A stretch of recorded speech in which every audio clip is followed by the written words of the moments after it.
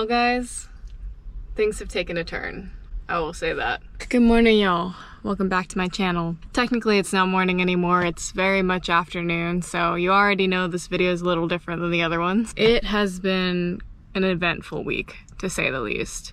Let me tell you guys what's been going on. Here, come.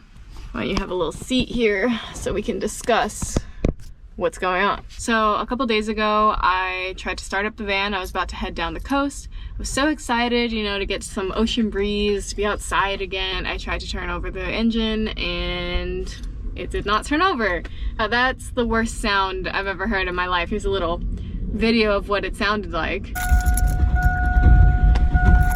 Yeah, it was pretty unpleasant. Man, there is nothing like that immediate dread of turning that key and your car not starting. Interestingly enough, my friend Ray, who you guys have seen in other videos, their van also had an issue where their engine wouldn't turn over either, and it turned out to be the fuel pump. And I was like, no. The fuel pump ranges between $700 to like $1,200 to fix. And I just wasn't in a financial position to just drop that kind of money. I mean, none of us are. It doesn't really matter how much money you have. Nobody's ready to drop like $1,000 on something without having it be pre-planned.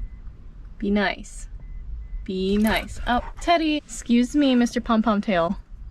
You know, I was doing everything that I could. I was calling people who knew anything about cars to try to fix it. But at the end of the day, I had to tow the van. So obviously my van's not starting, right? So you can't just drive it up onto the tow truck. So here I am thinking that they're gonna attach a chain to it, right? And reel it up onto the tow truck. But where I was parked, I was on a hill. I was going downhill. And so they just took the car, turned it into neutral, and just rolled it up.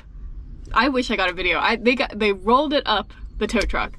I can't imagine the damage my bumper took to that, but you know, honestly, I didn't even care at that point. I was like, just take her, fix her, do something with her. Man, it was a nerve-wracking time for me. I was just trying to figure out what am I gonna do financially if it comes down to me having to drop $1,000 to fix this van. Even if I didn't want to do van life anymore and I had to sell the van, I needed to work to sell the van, and I really didn't want it to get to a point where I had to sell it for parts. Like, that's the last thing I want to do. I love this van. So there I am sitting around waiting for that dreaded call of it's the fuel pump, it's gonna be like $1,000, and I get the call and they tell me it's the distributor cap and rotor, and it's only gonna cost me $300. To me, at the time, I was like, fabulous. Not that $300 is like a quick spend for me, but like, that compared to $1,000, I was like, yes, thank you. So I ring it up, they go to get it done. The next day, I come to pick it up, I turn over the engine, and it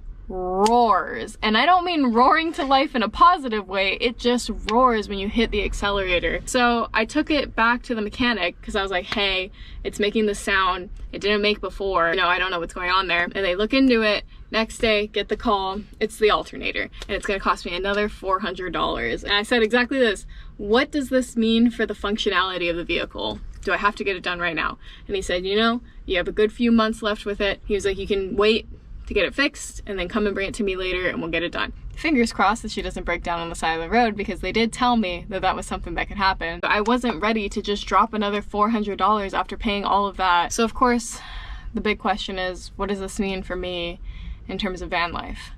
To be honest, I don't know. Yeah, I don't know. I don't know how hard I can push her anymore, at least in between the time now and when I can get the alternator fixed. It doesn't look like we can really push her too far. I'm hoping that the next few months I'm able to get everything fixed and be in a good financial situation for that. But in terms of seeing national parks and going on these big adventures and all these aesthetic views, it might slow down a little bit. We're getting to a point where the van starts to be repair after repair, and I'm hoping that after the alternator's fixed, that's not the case. I really appreciate your patience throughout everything that's been going on lately. It's been a little chaotic, I know that. But yeah, I'm sorry if this video isn't as exciting or even as long as some of my other videos are. I just wanted to give you guys an update of what's going on and why you guys haven't seen videos from me lately. It's been a lot. Alright, you guys. Whoa, my head's so close to that. Alright, you guys. Well, that's the end of this video. If you guys liked it, please give it a like, comment where you think we should go next, and subscribe if you like my channel. Alright, you guys. I'll see you guys in the next one. Say bye, Teddy. Bye. Come here, Teddy. Are you driving? Sir.